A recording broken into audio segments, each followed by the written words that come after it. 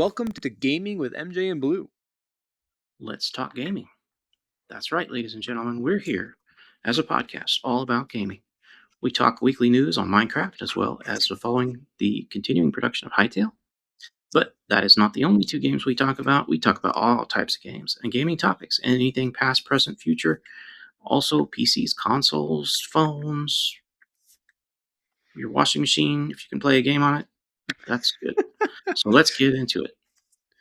I'm pretty sure you can Oh, play games on your fridge these days.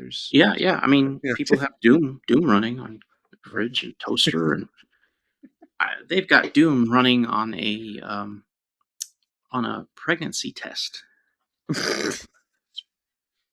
Yeah, no oh kidding. boy. So let's start by talking about what we usually talk about, which is what we've been up to this week.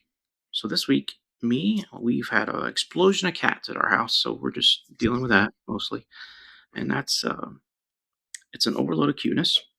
So it's very frustrating. There's a lot. They make a lot of poop. I'll tell you that. There's a Mhm. lot. Just you'd be astounded at the amount of output. You know. So there's that. Right. I have been testing some of my fidget toys. Thinking about making a video about my some of the toys that I gotten recently. Maybe reviewing them. But I've gotten some dice rollers and stuff like that. And I'm thinking about making a video. I've been doing some intense testing of them, like writing down results as I do things and making Mhm. sure. Um, anyway, I've been doing that. So I've been doing that stuff. I've also got a person that I know that they have some fidget toys too. They like the squishy ones. I like the metal ones, the click and snap and stuff like that.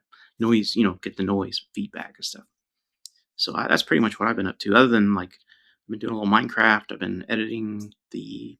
I've been mostly working on my house in the server as well as doing some upgrades, keeping the upgrades going for the server, as well as some of the plugins.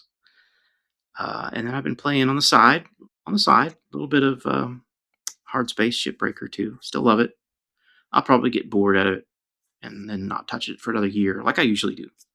But here recently, they opened up a Discord for it because they're like doing some sort of development of their next game or something. So it kind of got interesting to me for just a second. I joined the Discord and I'm like trying to figure out what they're going for next.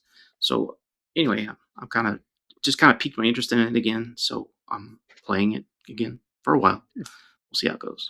How about you? What are you up to? Let's see here. For me, been playing a little bit of games. Nothing too intensive as of late. Me and Vunder did jump into Subnautica again yesterday. So Subnautica 2, playing a little bit more, getting a little bit further, building up the base a little bit, following the story, the normal stuff. Um, been playing. I haven't been playing too much else. I've been playing around with a game called The Invincible, yeah, Invincible, which is an interesting game. I think the story seems pretty interesting, um, but I haven't gotten all that far in it yet. At least I don't know. I don't know how long the game actually is. And also been working on trying to print out some stuff with my 3D printer again. So I have set up um, a, or I'm beginning to plan out, I should say, uh, a proper organizational system for board game boxes. So that was one thing that I ran into recently. I was literally where we store our board games is in an ottoman at the foot of our bed. It's the best place we could store them right now. But that means they're all on their side. So what happened when I was putting them all in there, all the insides kept getting all shifted around, and then the boxes won't close properly. It was kind of driving me a little crazy because I'm like, I have to open them up, try to shift everything. So I'm thinking a nice use case with my 3D printer, and I might actually think about selling these. I'm not sure yet, but I think I want to create proper storage systems for board games and possibly sell those things to people. So it'll probably be based on the size of the box. Hopefully, people's variations are uh, about right, and I'll try to do as many board games as I can. But we'll see how that works. Um, yeah, like think of like card holders, icon, or different little meeples or whatever. Just proper storage stuff for that stuff. But yeah, that's kind of been how I've been doing this week with things. A little bit of work on my little Nexum app that I've been working on. But yeah, other than that, that's been me. Yeah, I have been using it. Anytime I think of something for the podcast, I go ahead and put it in. Seems to be working okay, so I like it. That's good. And it has still needs a lot of work, as I'm sure you've noticed. The things aren't quite right yet. Oh, just some little things here and there, but nothing I've said, "Hey, I need to tell him about this." I think we've already talked about it, or it's always like, "Eh." It's just something I figured out. I figured out how to use it. Mhm. All right. Well, you ready to go move on to news? Yes, So, sir. Minecraft and hate Hytale. I think last time I did Hytale, didn't I? Probably. I can't remember either. So this time I'll do Minecraft. How about that? Go for it. So they added a new abandoned campsite variant so that you now have these little camps that appear in biomes, like certain biomes. I guess like Pine Forest now has a campsite. Mhm. Sounds a lot like the village thing, Mhm. right? So kind of how the villages look.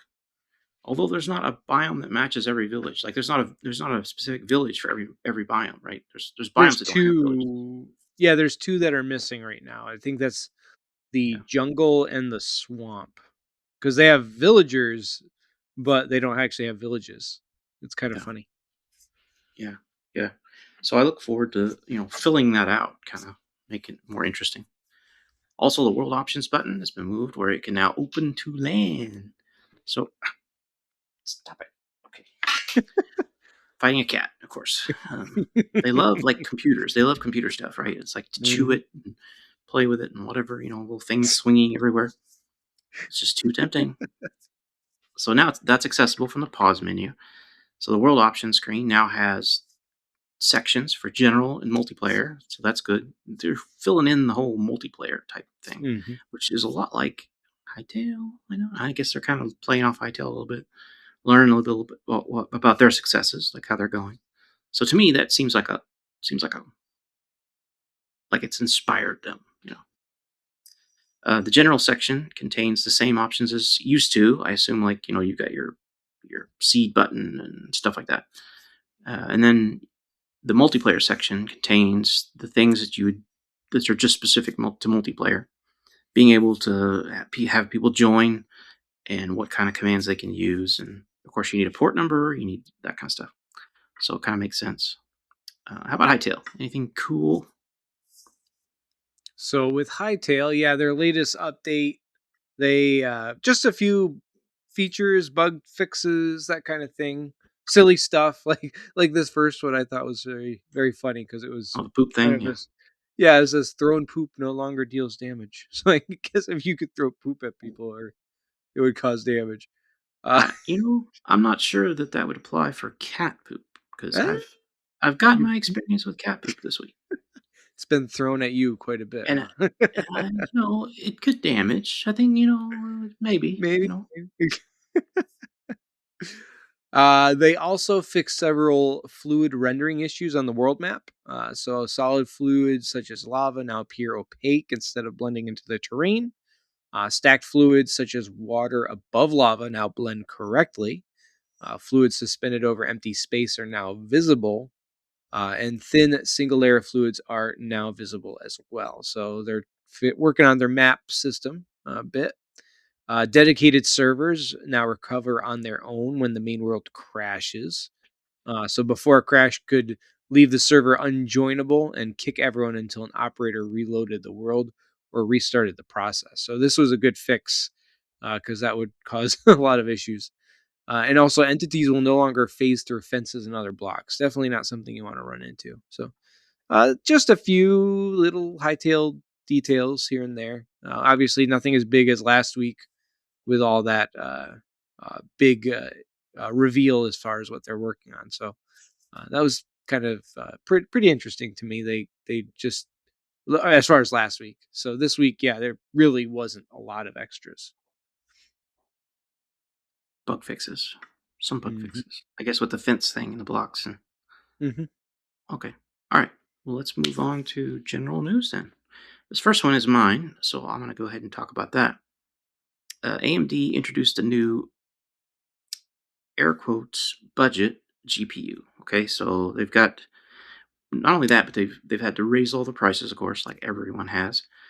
They went with the 10% for now, so they raised the prices all 10% across the board, and then they introduced this new GPU. Now, don't get all excited because it's quite the budget GPU.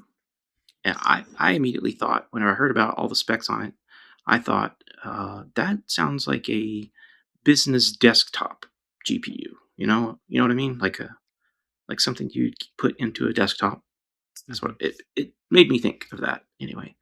So I guess it only has like 4 gig of RAM, which isn't Hmm. stellar, but given the shortage of RAM and the high costs, I guess that sort of makes sense. So I guess you still have to introduce new products, even when your products kind of stink. So you just gotta scale back your excitement.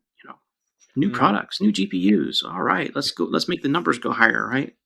Right. Add some numbers, but then they're not going to be as good. So you kind of better off sticking with what you got, as far as I'm concerned, or buy used, right? So Right.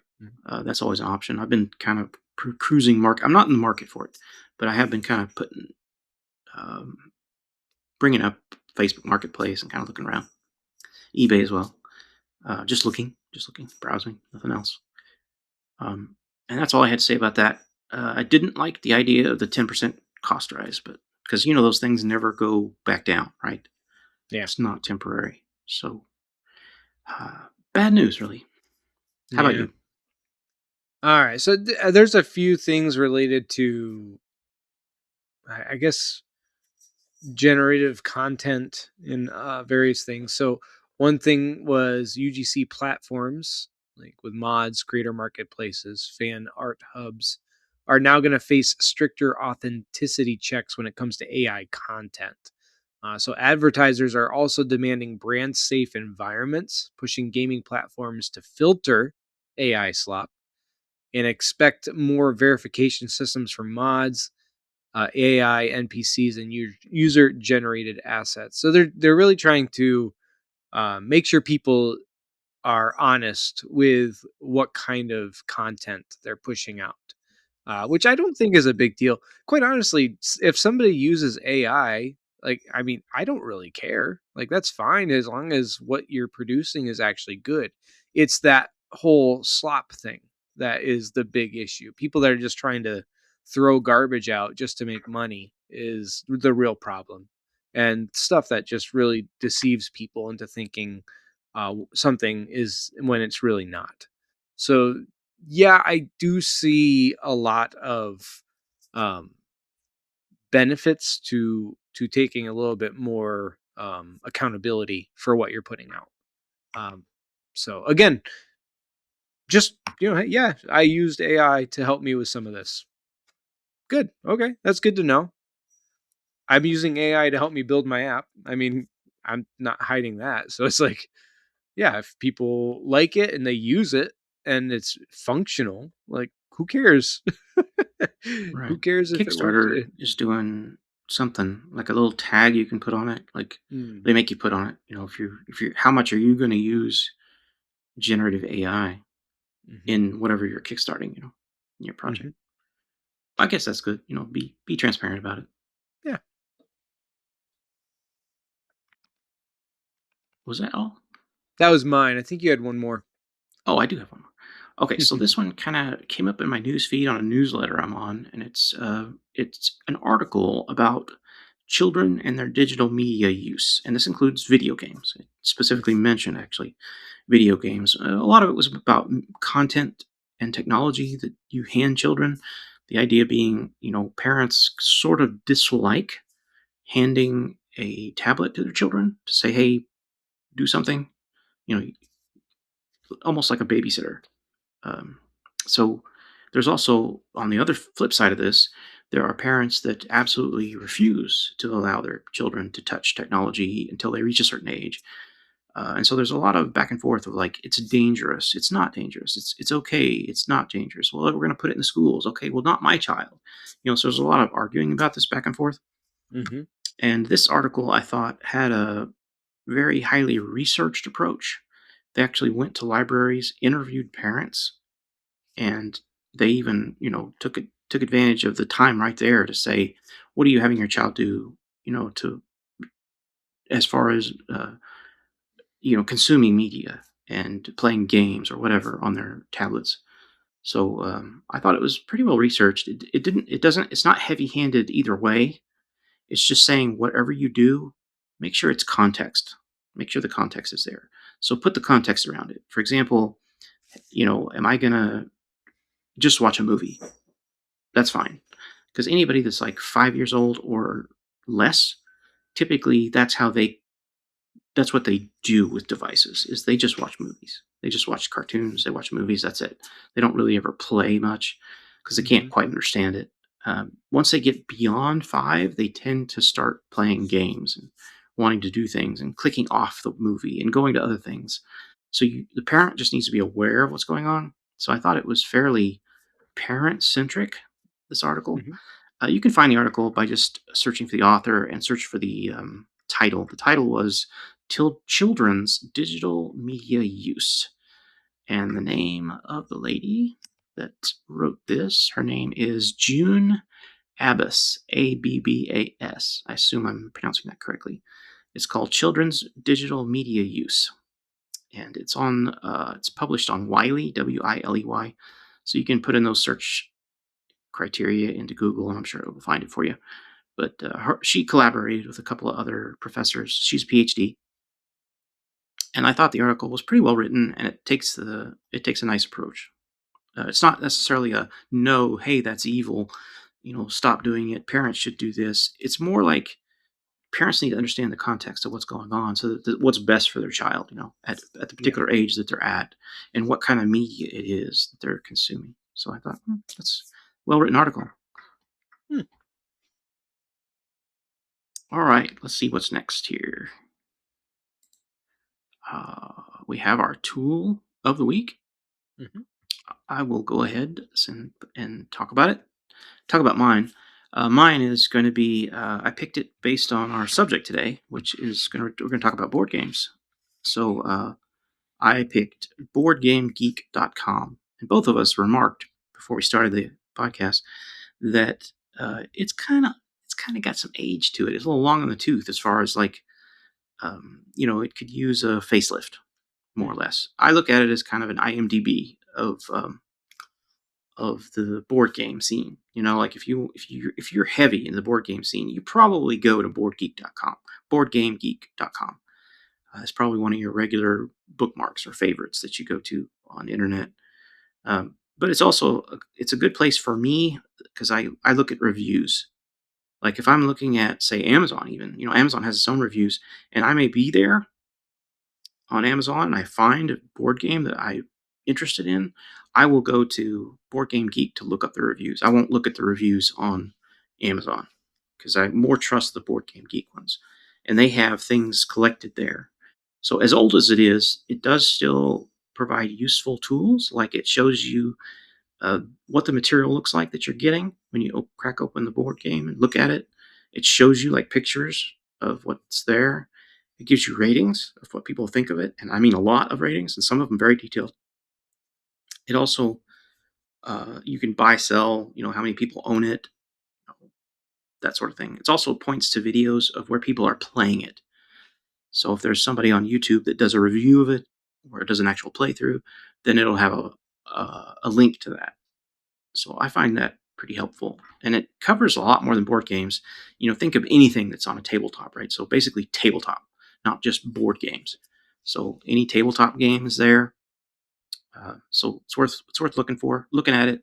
I've even seen a lot of indie stuff pop up.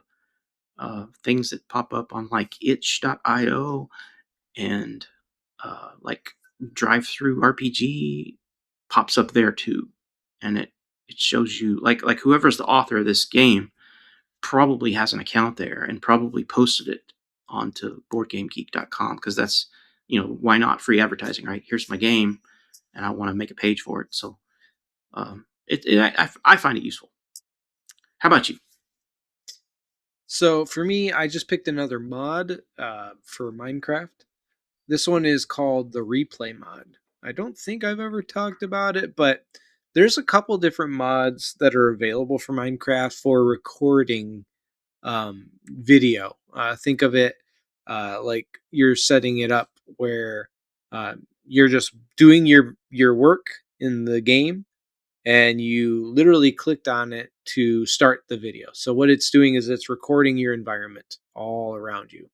So you're running around, you're doing your thing, you're figuring things out, and then as you and once you're done, you actually can pull that up outside of the game. So you leave your primary game. There's an option in the menus on the main screen, and you go into that, and it loads up like a fake world that's literally just the recording of the environment of where you were.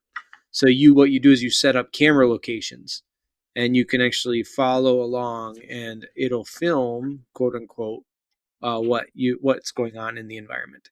So this has been very popular. It's been used a lot over the years. People use it to make cinematic videos in Minecraft, and there's other ones.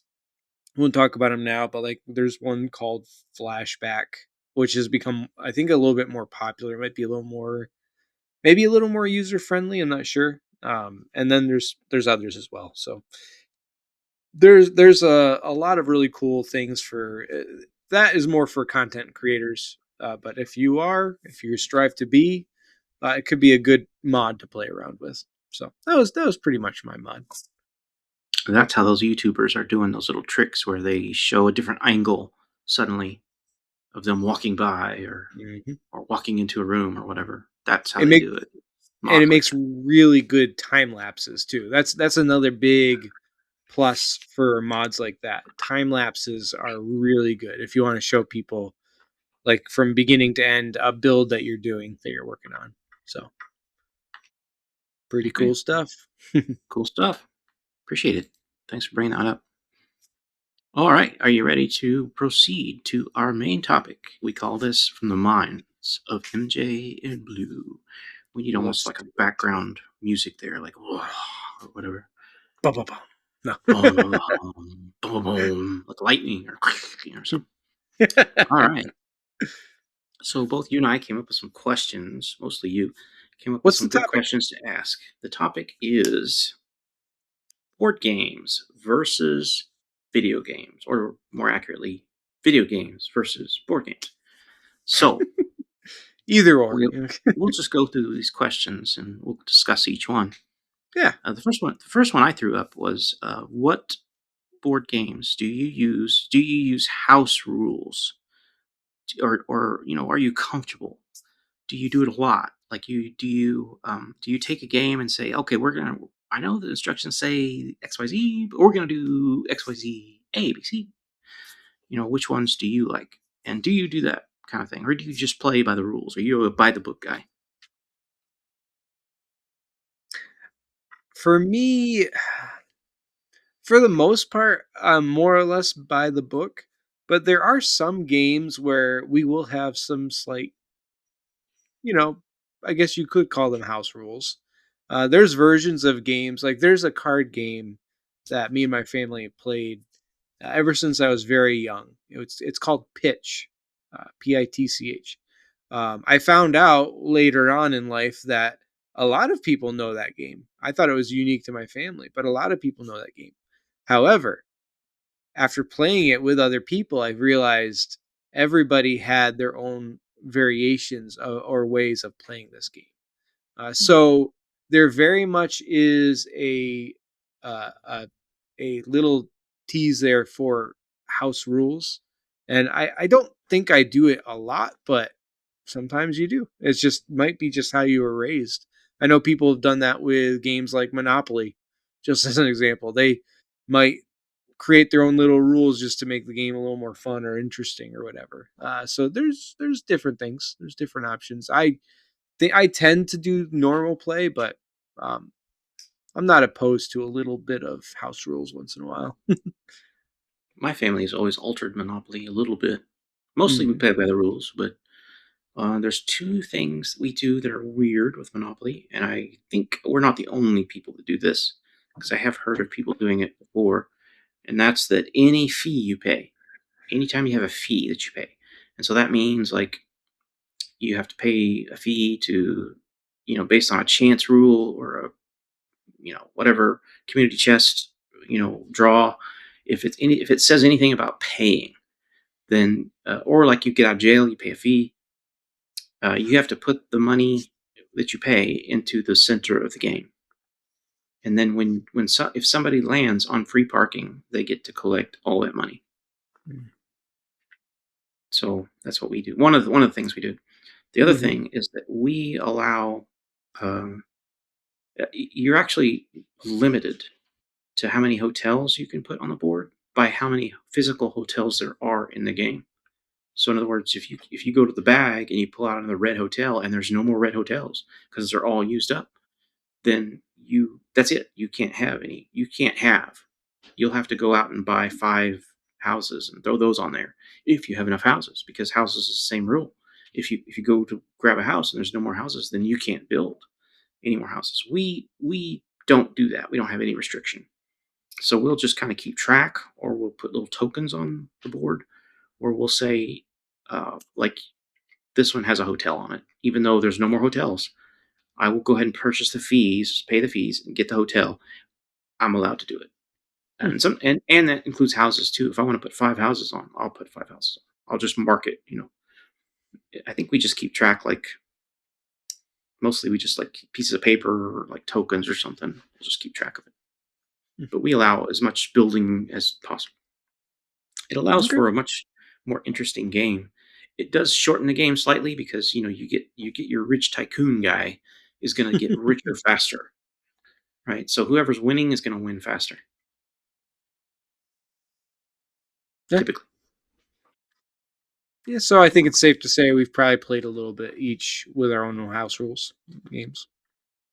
Yeah, yeah. Monopoly pretty highly. I don't think we kind of stick to the rules on most everything else, Yeah. but I don't think anyone stuck to it. Like we actually will alter it if we want. If it makes it more fun, we'll Yeah. easily do it. Yep. The next question I just threw in as a what if AI use in board games. Like, do you can you enhance a board game with AI? Is that possible, or could you have like a player uh, as AI? Like, Hmm. just throw the laptop on the table and say, "Okay, you're now playing with us." What do you think? Could you do that? Would that make any sense? I I've never done honestly it. I've never messed with that, but that's an interesting question. Because I would imagine that if you asked it to do anything, it would try its best to do it. Yeah. That's what AI does, right? So I could see it potentially doing whatever you need it to do if you're Now trying you to want to play try it. it, don't you? I'm kind of curious. I will admit, yeah, I don't know what I would have it try, but huh. Well, next time you play a board game, Yeah. like Well, you you know what it made me think of is if you wanted to play a game, but you didn't have anyone to play with, and it was at least a two-person game. It's like, well, it would depend on the game because yeah, obviously, it can't look at the cards, right? Like right. that would be a little weird, I guess. I suppose you could set up something where it could have a camera and it could look at the cards, Possibly, yeah. and then you couldn't look at the cards, like you didn't. I don't know. You could maybe do that, but that would be difficult to set up. Or you'd have to tell it what cards it has, in which case now Mhm. you know its cards, so you're kind of cheating. I don't know. Might work It better depends on the game. video game. Yeah. I don't know. Depends. I mean, people play with AI players like in Minecraft.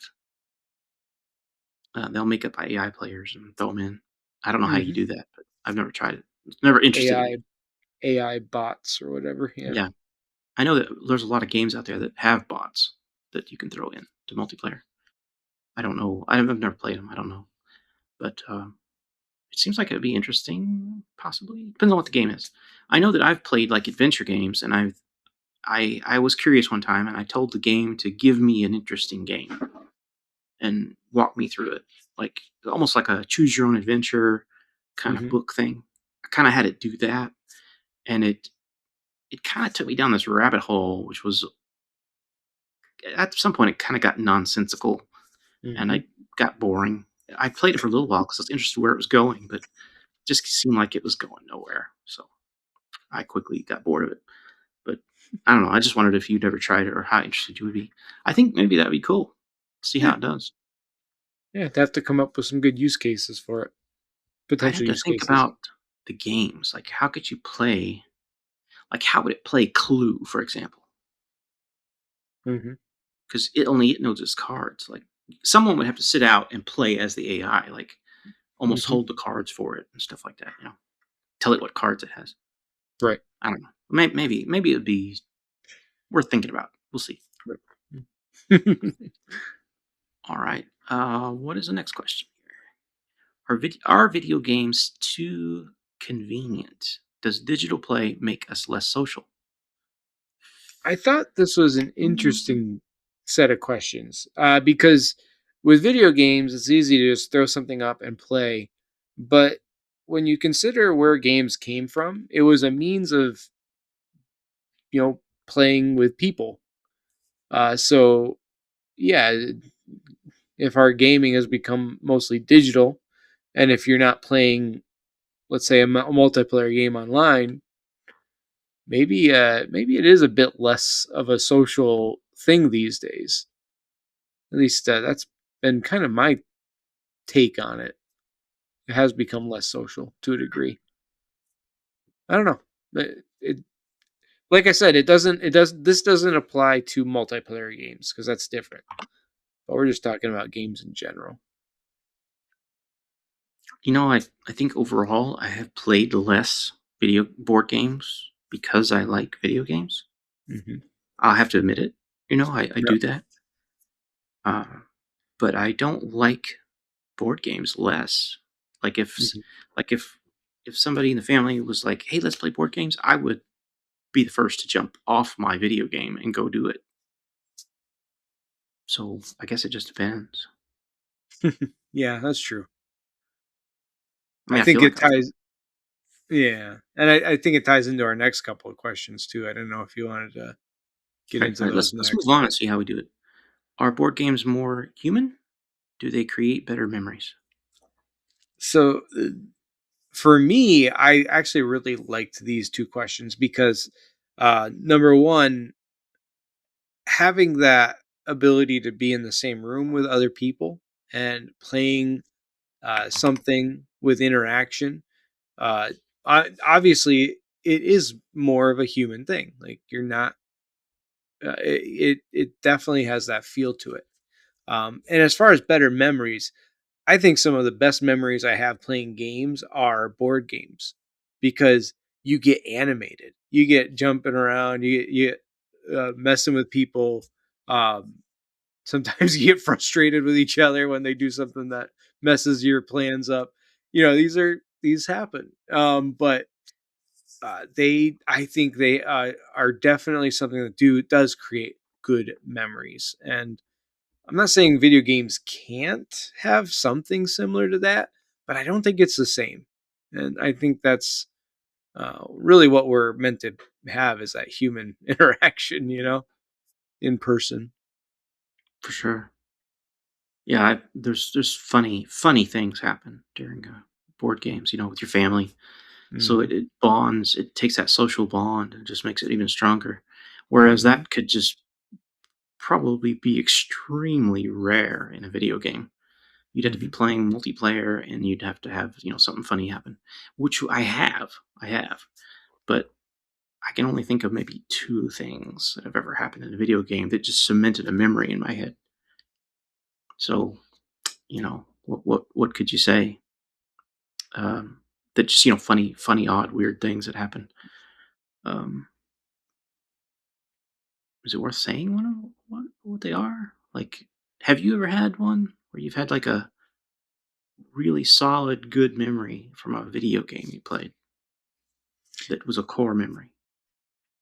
Just I think Like a probably board just game. I think if anything, it's just Minecraft because we always had such fun and ridiculous interactions in Minecraft. Um, Yeah. so I think that's probably the strongest I think memories I have from playing video games with other people. But Yeah, I yeah, remember a that's friend of about it. ours got lost in the Nether, and he had me log in and tell him, go through the portal and then say where I was, just the Hmm. portal, where the portal was, because he couldn't find it. He didn't know what the numbers were, and I had to go through and then pull up my numbers and tell him, "Come here." Hmm. And I sat there and I waited for him. And so you slowly see him making his way over lava trying to get to you. And my wife was looking at my screen and she just busted out laughing because she finally saw him, and it was like we'd saved the day. Or Was it it's EXO? no, it was a guy named Something else. Chad, a friend of mine in Oh, Chad. okay. He lives in All New York. right. It was hilarious. We just both bursted out laughing. Just seeing him, because he was doing that thing where you walk backwards and you lay stuff down as you're going over lava so that you don't fall, you're holding Yep. down your shift key and sneaking as you're moving backwards. And I guess just the view of that coming towards us, his butt moving toward us, as he's coming across lava, and I'm like, "Oh, there he is. I see him," and Hmm. it was just a hilarious moment, just in any case, those, but honestly, few and far between. Hmm. Definitely more often in video games or even like card games. That happens on card games, just playing with the other humans. Hmm.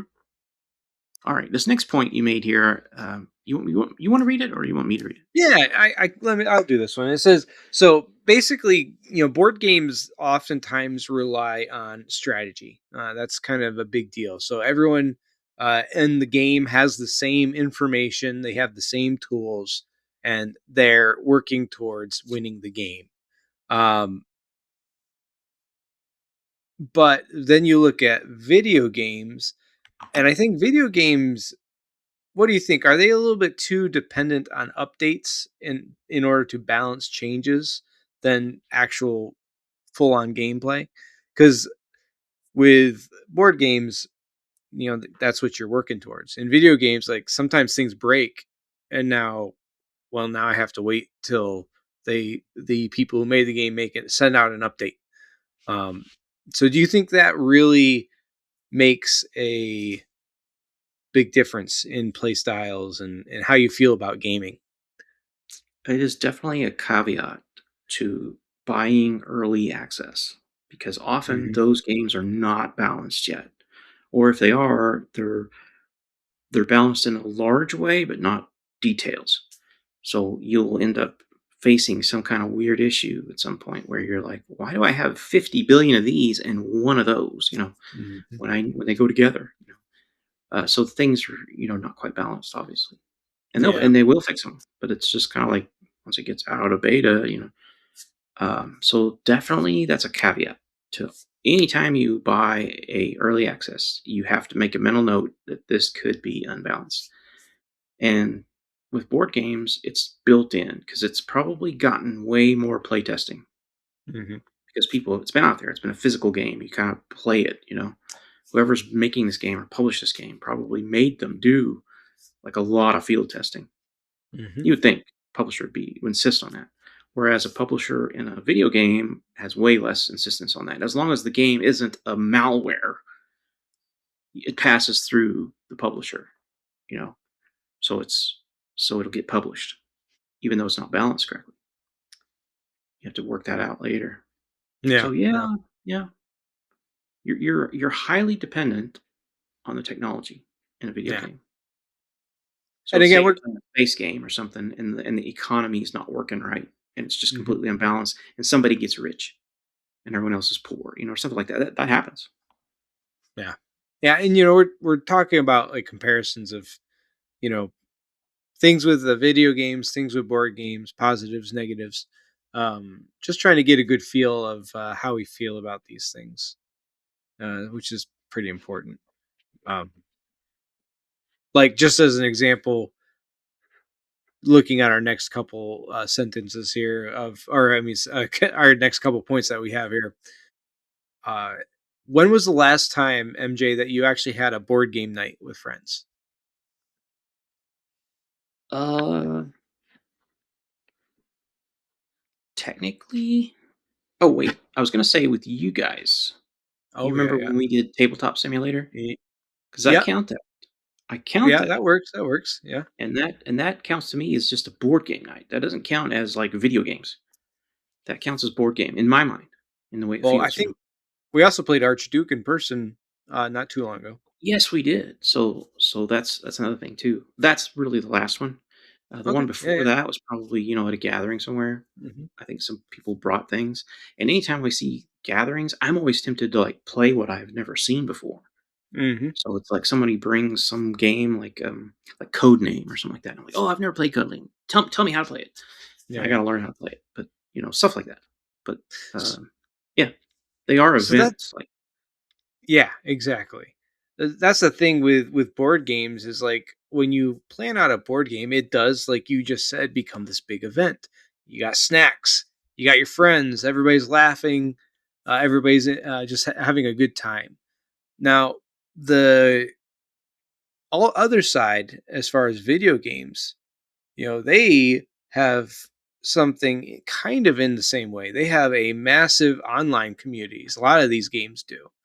You think of things like esports. You think of streamers. You think of people that are doing modding. They have this entire ecosystem they're working with that they're able to create things and work towards playing games with other people. It's not the same as a board game night, but it's pretty similar. So I thought, I was thinking about those. That's some pretty good comparisons as far as what they have in that sense. I don't know if you address this later, but I did think of a frustration that I get when I'm playing board games. I don't think you cover it. So I would say that one of the frustration that comes to me when I'm playing a board game or like a card game is that I get really intense on whose turn it is, right? Yeah. And I hate it when people forget to do their turn Mhm. or they don't know it's their turn and you're sitting there waiting. Mhm. That makes me crazy, right? And I don't know why, and it's a little bit stressful, I don't think it's positive stress. Maybe it is. Maybe it's just stress. I don't know. But sometimes it bugs me. Like, would you go? It's your turn. Like, and they're off talking, or they're just, Yep, like, yep. are you gonna play? Or I like board games or games in general that punish when you're not paying attention. I Hmm. do like that, and that to me is more enjoyable because then I just wait for the punishment, and it makes me so happy. So just a thing. That's me. That's a thing. Mhm, But mhm. anyway, yeah. I can understand that. But I would say that you definitely get like board games are the events, right? Those are the big events in Mhm. your life. So what about board games that now have a digital version? Which I think is pretty cool, right? That is cool. Yeah. And you can kind of hack one in, right? Like with Tabletop Simulator. Yep. Someone's written it, right? Like someone's already come up with it in Mhm. Tabletop Simulator and you just import it. Yep. And so it's kind of cool, right? Yep.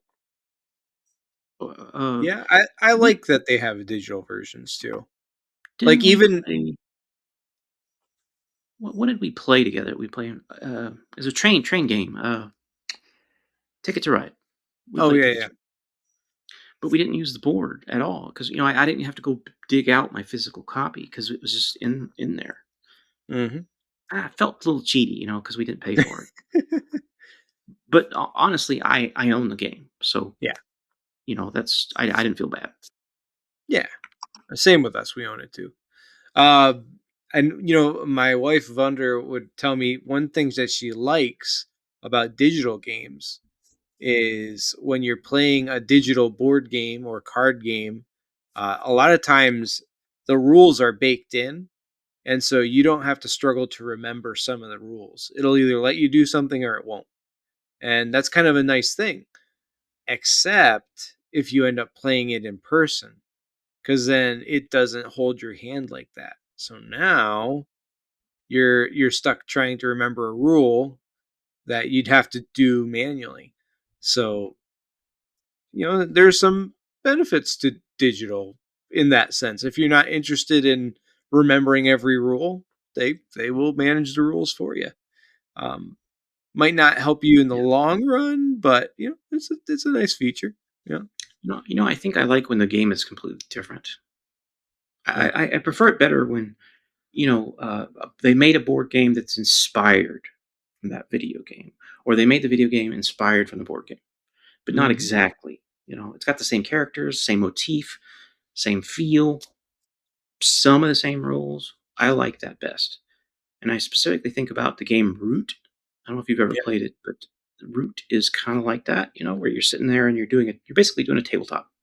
You're playing a tabletop RPG kind of game. You're a funny cartoon character that's an owl or a cat or whatever, and you're playing this game, right? And that's different than the digital version.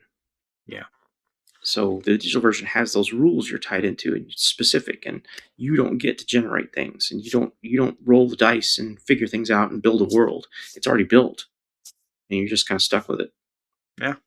And there's no take back. Like, oh, you entered that area, and now you have to face the consequences. Like, wait, I did it by accident. I meant to go that way. You can't take that back. Yeah. Whereas if you got people around you, you're like, oh yeah, you said you were going that way and you accidentally moved that way. I saw it, so go ahead and go back. That's fine. Everybody's okay with it. Can't do that digital. Hmm. So Root, I think comes to mind. I like I've the fact that it's actually two different games. recent I recently played Root actually. Yeah. Yeah, in person with some friends. Did you like it? Yes and no. I didn't get to play it long enough to really get a feel for the game. I actually had to leave a little early, so I didn't even get to complete the game that we were playing. Um, but Was like a it the lot of digital games, version this or the was the book in-person in version. person? I have the Yeah, yeah, book. I yeah. actually kickstarted the add-on too. Yeah. They did an add-on. All the animals. But yeah, and then yeah, Yeah, there's some more animals. Yeah. yeah.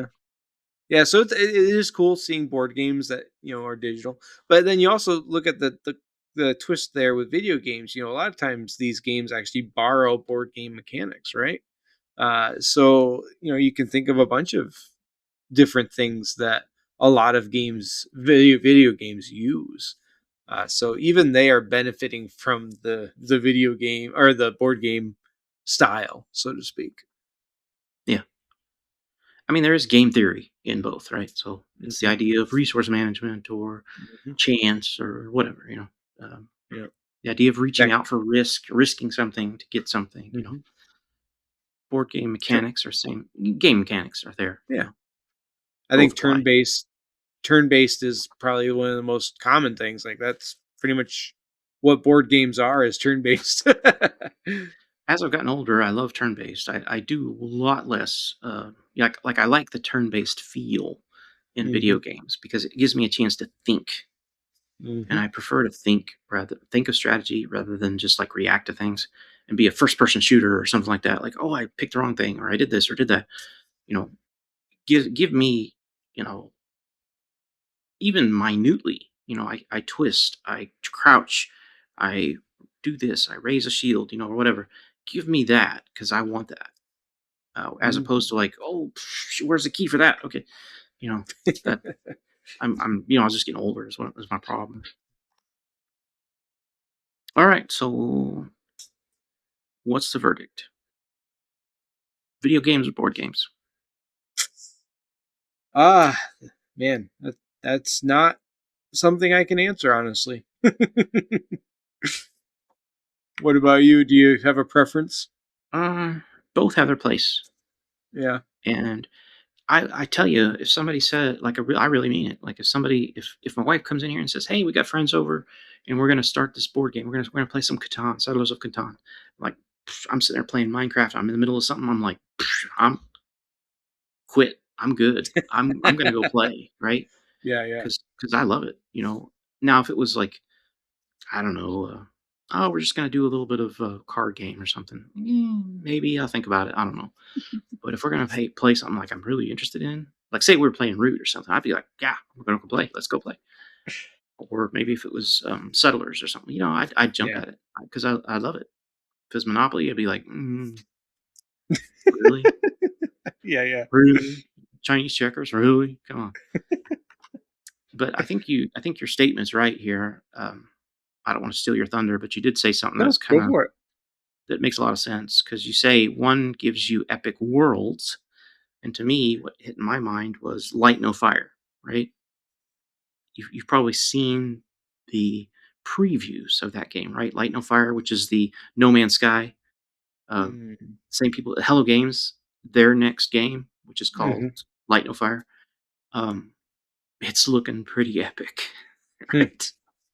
So, that first part you say there, one gives you epic worlds. Mhm. Yep. The other gives you epic memories. And that's Yeah. absolutely true too. Because your best memories that you think back with your family are going to be board games, right? I For think sure. so, yeah. So I think it really boils down to maybe the answer is both. Play both, enjoy both.